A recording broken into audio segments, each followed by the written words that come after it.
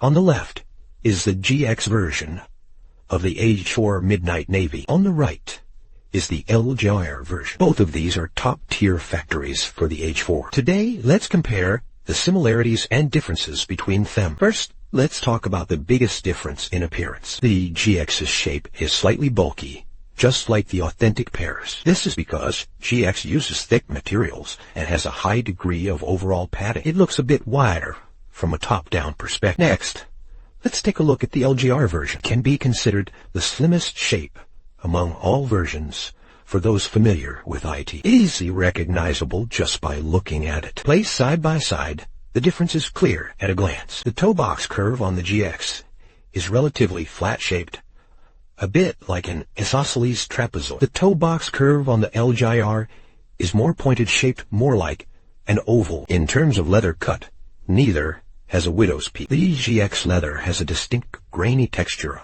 on the surface. Pressing it creates large areas of creases and wrinkles that feel soft to the touch because it uses a soft top-grain cowhide. On the other hand, the surface texture of the LJR leather is relatively flat. Creasing from pressing only appears right around the thumb. LJR uses a firmer top-grain cowhide. Then some people will definitely wonder, why is there a difference if they both use genuine leather? Because the raw leather materials sourced by the GX factory are taken from the cow's belly or softer parts of the cow. No matter where you press on the shoe, you can see clear, natural, tumbled textures. In contrast, the raw leather materials sourced by LJR are taken from firmer parts, like the cow's back. The leather is much tighter and firmer than GX's. You can still see its natural tumbled texture when pressing. The advantage of this leather is that it is less likely to be scratched and more resistant to creasing, and naturally costs more. After all, just like in a supermarket, lean meat is more expensive than fatty meat. Viewed from the side, the GX toe box has a backward sloping curve. The vamp is accurately shaped with a low profile look. On the LJR,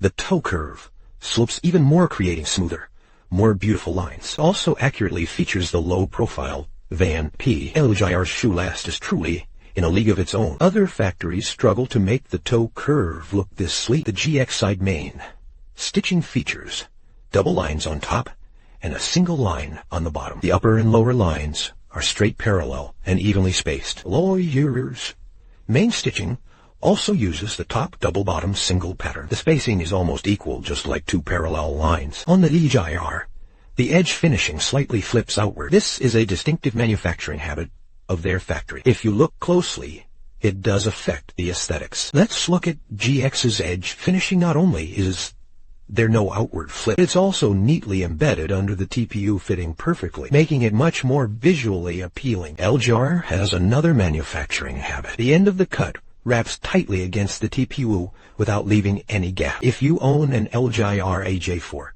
you can take it out and check if this is the case. GX usually leaves a slight gap at the end of the cut. Both factories have their own unique shoemaking techniques and strength. LJR's paint speckling is arguably the most abundant and dense in the industry. GX also has plenty of dense speckles, but slightly less than LJR. Those who prefer heavy speckling can go for the LJR. Correct AJ4 heel should have a curved booty shape. GX has a beautifully crafted heel curve, and LJR's heel curve is also elegant. Incorrect batches look flat and straight from the side. Both factories made the tongue very long, which is correct. Incorrect versions can't get this height, only a few centimeters above the upper. In terms of the heel collar, the GX version has a V-shaped collar. The LJR version also features a V-shaped collar. However, the LJR is tighter, while the GX is slightly wider. Actually, they look pretty much the same. As for the heel padding, the GX is thicker. This is one of the reasons why its overall shape looks bulkier. For the heel-shaped GX